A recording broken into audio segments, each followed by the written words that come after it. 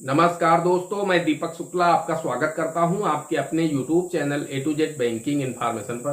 दोस्तों, कल मैंने एक वीडियो बनाया था जिसमें मैंने आप लोगों को जानकारी दी थी कि अगर आपकी आर्थिक स्थिति ठीक नहीं है, आप अपने लोन की अदायगी नहीं कर पा रहे हैं, आप अपनी EMI टाइम पर पे नहीं कर पा रहे हैं, बैंक आपको नोटिस कर रहा, बैंक आपके ऊपर दबाव बना रहा है लोन की अदायगी का, तो फिर बैंक से आप 50 से 70% छूट प्राप्त करके अपने लोन की अदायगी कर सकते हैं। सिर्फ 30 से 50% हिस्सा अपने लोन का जमा करके आप अपने लोन अकाउंट को क्लोज करवा सकते हैं।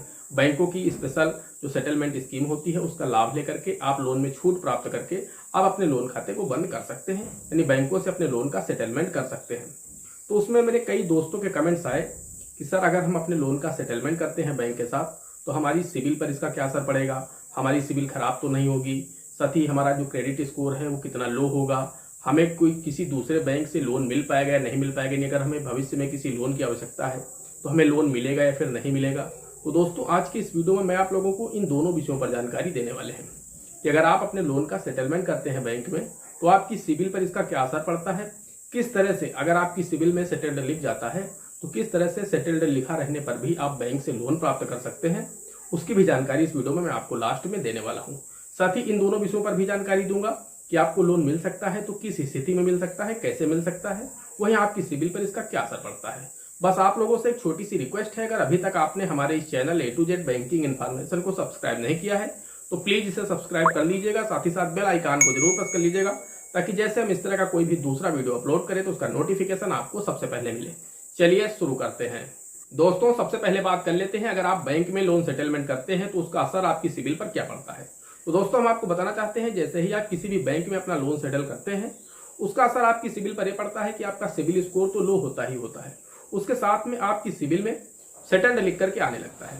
तो अब जब भी आप किसी भी बैंक में लोन के लिए आवेदन करते हैं तो जैसे ही वो सेटल्ड देखते हैं, हो सकता है आपका जो सिबिल स्कोर है वो ठीक ठाक भी हो, लेकिन जैसे ही वो नीचे आएंगे और वहां पर जो स्टेटस होता है वहां पर देखेंगे तो वहां पर लिखा मिलेगा लोन सेटल्ड। जैसे ही वो सेटल्ड देखेंगे आपका जो आवेदन है उसे रिजेक्ट कर देते हैं। उनका कहना होता है कि आपने अपने लोन को क्लोज नहीं किया है, अगर आपने क्लोज किया होता तो यहाँ पर क्लोज्ड लिखा होता, लेकिन आपने चूंकि सेटल्ड किया है इसलिए सेटल्ड लिखा हुआ है। आपने बैंक के साथ समझौता किया है, बैंक के साथ अपने लोन का सेटलमेंट किया है, आपने पूरे पैसे की अदायगी बैंक को नहीं की है, इसी वजह से हम आपको लोन नहीं दे पाएंगे क्योंकि आपकी जो क्रेडिट हिस्ट्री है वो ठीक नहीं है, आपकी क्रेडिट हिस्ट्री खराब है, आपने जो पिछला लोन लिया था वही आपने टाइम से पूरा पे नहीं किया है, जिसकी वजह से बैंक को आपके लोन को सेटलमेंट करना पड़ा है। तो दोस्तों, इसका भी रास्ता है। अब इसका रास्ता यह है कि पहला रास्ता मैं आपको बता देता हूं कि किस तरह से आप अपनी सिबिल से सेटल्ड हटवा सकते हैं। तो दोस्तों, मैं आपको बताना चाहता हूं कि उसके लिए आपको अपनी उसी बैंक जाना होगा जिस भी बैंक में आपने अपने लोन का सेटलमेंट किया था। वहां पर जो ब्रांच मैनेजर है उनसे आपको बोलना होगा कि महोदय, मैंने फला तारीख को या फला सन में आपके यहाँ पर मेरा एक लोन था जिसको मैंने सेटलमेंट किया था, जिसकी वजह से मेरी सिबिल खराब हो गई है।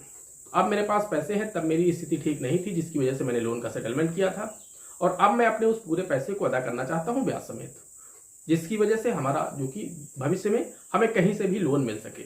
तो वो आपको पूरा अमाउंट बता देंगे कि आपको इतना बैलेंस जमा करना है, हम आपकी सिबिल से सेटल्ड हटवा देंगे। आपको पूरा पैसा जमा करना होगा ब्याज समेत। जैसे ही आप पूरा पैसा अपने पुराने लोन का जमा करेंगे तो फिर आपको वो एक नो ड्यूज दे देंगे कि आपने ब्याज समेत पूरा पैसा अपने इस लोन को जमा करके बंद कर दिया है। उसके बाद कुछ ही दिन के बाद आपकी सिबिल में भी अपडेट हो जाएगा, जहां पर सेटल्ड लिखा हुआ है वहां पर अकाउंट क्लोज्ड लिख जाएगा। जैसे ही अकाउंट क्लोज्ड लिख जाएगा वैसे ही आपका सिबिल स्कोर तो बढ़ेगा ही बढ़ेगा, साथ ही साथ वहां पर जो जहां पर मैंने बताया सेटल्ड लिखा है वहां पर क्लोज्ड लिख जाएगा, जिसकी वजह से भविष्य में आपको लोन लेने में कोई भी परेशानी नहीं होगी। आप किसी भी बैंक में NBFC में आवेदन करेंगे तो वहां पर आपको आसानी से लोन मिल पाएगा। दोस्तों, अब मैं बात कर लेता हूं दूसरे रास्ते की कि अगर आप पुराना अमाउंट पे नहीं करते हैं, यानी पुराना लोन जहां पर आपने सेटलमेंट किया था उसमें जो भी हिस्सा आपका छूट गया था वो आपको जमा नहीं करना है, उसके बाद आप लोन कैसे ले सकते हैं। तो दोस्तों, यहाँ पर मैं आपको बताना चाहता हूँ कि यहाँ पर आपको अन्य कोई बैंक लोन नहीं देगा। जिस भी बैंक में आपने अपने लोन का सेटलमेंट किया था उस बैंक में अगर आप जाएंगे, उसमें भी शर्तें हैं कि अगर आप किसान क्रेडिट कार्ड का लोन लेना चाहते हैं तो आपको लोन मिल जाएगा। अगर मान लीजिए आपने पिछला किसान क्रेडिट कार्ड का लोन सेटलमेंट किया था और आपको फिर से किसान क्रेडिट कार्ड लोन की आवश्यकता है तो फिर दोस्तों आपको उसी बैंक से लोन मिल जाएगा, आपको दूसरा कोई बैंक लोन नहीं देगा। मान लीजिए आपने SBI की किसी ब्रांच में लोन सेटलमेंट किया है और उसके बाद आप PNB में जाते हैं या फिर बैंक ऑफ बड़ौदा में जाते हैं या फिर सेंट्रल बैंक में जाते हैं, किसी भी बैंक में जाते हैं तो वहां पर आपको लोन देने से मना कर दिया जाएगा क्योंकि आपकी सिबिल में सेटल्ड लिखा हुआ है। लेकिन अगर आप एसबीआई की उसी ब्रांच में जाते हैं, केसीसी के लिए दोबारा से आवेदन करते हैं, तो वहां से आपको लोन मिल जाएगा। लेकिन उसमें यह शर्त होती है कि आपकी जो आवेदन जब आप करेंगे तो उसकी स्वीकृत करने का पावर ब्रांच मैनेजर को नहीं होता है, क्योंकि ब्रांच मैनेजर ने आपके लोन का सेटलमेंट किया था। अब उनकी पावर में नहीं है कि उसी सेटल्ड सिबिल पर वो आपको केसीसी का नया लोन कर पाए। उसके लिए आपकी फाइल को अपने वो रीजनल ऑफिस यानी जो क्षेत्रीय प्रबंधक आरएम होते हैं, रीजनल मैनेजर होते हैं, उनके पास भेजेंगे अप्रूवल के लिए।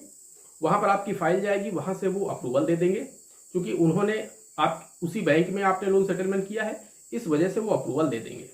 और आपसे एक एप्लीकेशन भी ली जाएगी कि अब मैं दोबारा से ऐसी गलती नहीं करूंगा, मैंने पिछला लोन जो सेटलमेंट किया है अब मैं ऐसी गलती नहीं करूंगा, अब मैं आपके पैसे को टाइम टू टाइम पर पे करूंगा, तो कृपया मुझे लोन देने का कष्ट करें।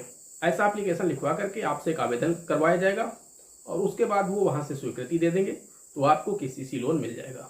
लेकिन ये ब्रांच मैनेजर के पावर में नहीं होता है, ब्रांच मैनेजर आपको लोन नहीं दे पाएंगे। या आपका जो लोन स्वीकृत होगा वो क्षेत्रीय प्रबंधक या फिर जोनल मैनेजर जो भी उस बैंक के हेड होंगे उनके माध्यम से ही अप्रूव होगा और आपको केसीसी लोन मिल पाएगा। तो दोस्तों, इस तरह से आप लोग लोन सेटलमेंट के बाद भी बैंकों से केसीसी लोन प्राप्त कर सकते हैं। या फिर अगर आपको कोई अन्य लोन चाहिए तो फिर आपने जो पुराने लोन का सेटलमेंट किया था उसे आपको पूरा जमा करना होगा ब्याज समेत, तभी आप किसी भी बैंक से दूसरा लोन ले पाएंगे। दोस्तों, आशा करते हैं जानकारी पसंद आई होगी। अगर जानकारी पसंद आई हो तो प्लीज वीडियो को एक लाइक करिएगा। साथ ही साथ चैनल पर नए हैं, चैनल पर पहली बार आए हैं तो चैनल को सब्सक्राइब जरूर करिएगा। दोस्तों, आज के वीडियो में इतना ही। मिलते हैं अगले वीडियो में किसी अगले इंटरेस्टिंग टॉपिक के साथ। तब तक के लिए जय हिंद, जय भारत।